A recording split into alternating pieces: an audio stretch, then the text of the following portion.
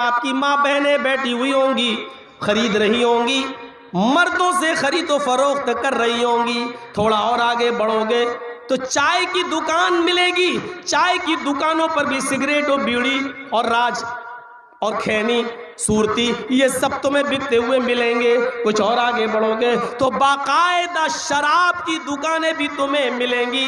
کچھ اور آگے بڑھو گے بیئر بار بھی ملیں گے. کچھ اور آگے چلو گے تو جسموں کو بیچنے والی لڑکیاں اور عورتیں بھی تمہیں دعوت نظارہ دے رہی ہوں گی. آؤ چیپ ریٹ میں، سستے بھی ہیں، ہائی ریٹ بھی ہے، ہم کال گرل بھی ہیں، ہم ہائی پروفائل بھی ہے، ساری چیزیں موجود ہیں. یہ دنیا میں گناہوں کا جال ہے.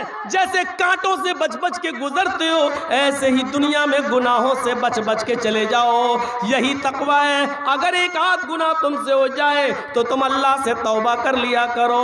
بستر پہ جب سونے کے لیے جاؤ تو پورے دن کا حساب لیا کرو. آج ہم نے دن بھر میں کتنی اچھائیاں کی ہیں، کتنے غریبوں کو ہم نے کھانا کھلایا، کتنے فقیروں کو کھانا کھلایا، کتنا صدقہ اور خیرات کیا، کتنے ہم نے نفلی نمازیں پڑھی، ہم نے کتنی اچھائیاں کی. اور رات میں جب سونے جاؤ تو دن بھر کا حساب لیتے ہوئے یہ بھی سوچو کہ آج ہم نے گناہ کتنے کیے ہیں.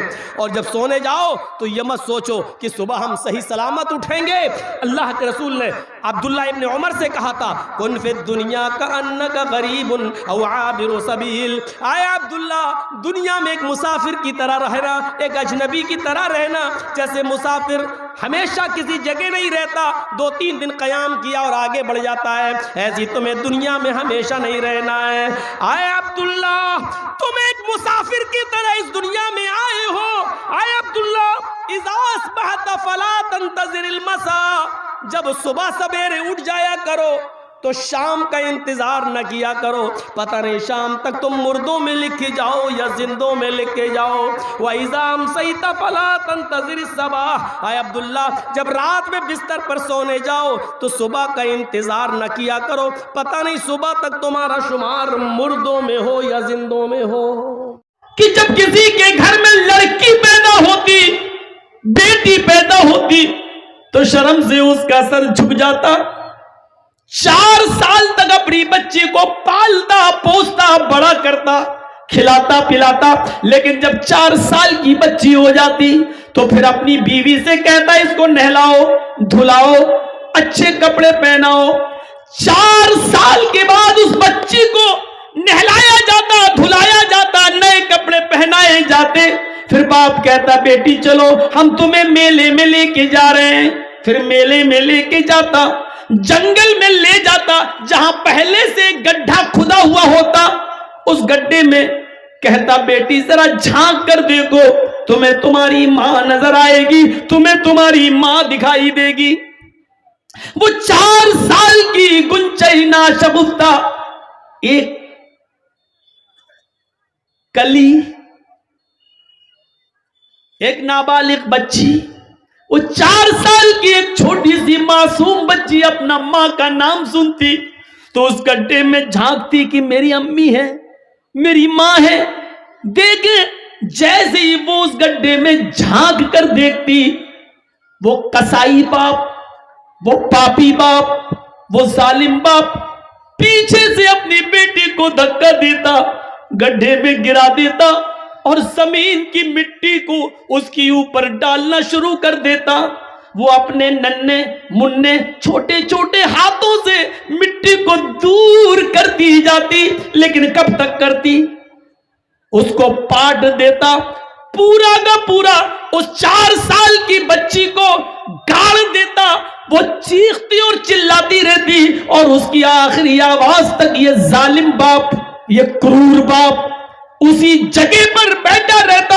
اور جب وہ چیخ چیخ کر رو رو کے مر جاتی، آخری سانس نکل جاتی، تب وہاں سے آتا اور اپنے سماج میں آ کر گرو سے کہتا آج میں نے اپنی بیٹی کو دفن کر دیا، آج میں نے اپنی بیٹی کو گاڑ دیا، آج میں نے اپنی بیٹی کا کام تمام کر دیا. اور سماج میں جب یہ بات سنی جاتی بھی تو لوگ شراب کا جشن بناتے، شراب پلاتے اور اس خوشی اس کو جشن مناتے ہوئے خوشیاں مناتے۔ میرے بھائیوں، یہ گناہ، یہ پاپ تھا اس سرزمین پر محمد رسول اللہ کے آنے سے پہلے۔ ہمارے یہاں پر بھی لڑکیاں ماری جا رہی ہیں، فرق اتنا ہے کہ وہاں پیدا ہونے کے 4 سال کے بعد مارتے، یہاں مائیں اپنے پیٹوں میں اپنی بچیوں کو مار دیتی۔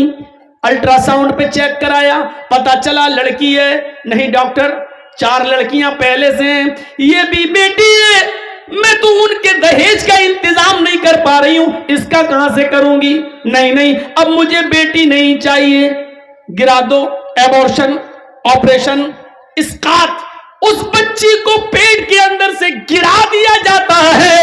اگر یہاں کسی نے یہ جرم کیا ہے، سن لو میری بہنوں، سن لو میری قوم کی بیٹیوں، سن لو میری سماج کی ماں، اوہ سنو، اللہ کے نبی فرماتے ہیں جس عورت نے اپنے پیٹ سے کسی بچے کو گرایا، ایبورشن کرایا، اس کی عمر پیٹ میں 1 دن کی کیوں نہ ہو، 1 ہفتے کا بچہ کیوں نہ ہو، پیٹ میں 1 مہینے کا کیوں نہ ہو، 3 مہینے کا کیوں نہ ہو، 3 دن کا کیوں نہ ہو، قیامت کے دن یہ بچہ اللہ رب العالمین اس کو زندگی دے گا، اس کو ہاتھ دے گا، پیر دے گا، زبان دے گا، سر دے گا، آنکھیں دے گا، چہرہ دے گا، سب کچھ دے گا۔ جاء یوم القیامہ ومعلقم بین ثدیہ، یہ بچہ اپنے ماں کی دونوں پستانوں سے لٹکا ہوا آئے گا، اپنے ماں کے دونوں سینے سے لٹکا ہوا آئے گا، قیامت کے دن اس حال میں آئے گا کہ یہ بچہ اپنے ماں کی پستان سے دودھ چوس رہا ہوگا، دودھ کھینچ رہا ہوگا۔ اللہ رب العالمین کی آواز آئے گی، اے بچے تجھے کچھ کہنا ہے؟ بچہ اپنے ماں کی پستان کو چھوڑ دے گا، یقول، چیخے گا اور کہے گا، یا ربی ہذہ امی قتلتنی، اللہ یہ میری ماں ہے جس نے دنیا میں مجھے مار ڈالا تھا، اللہ یہ میری ماں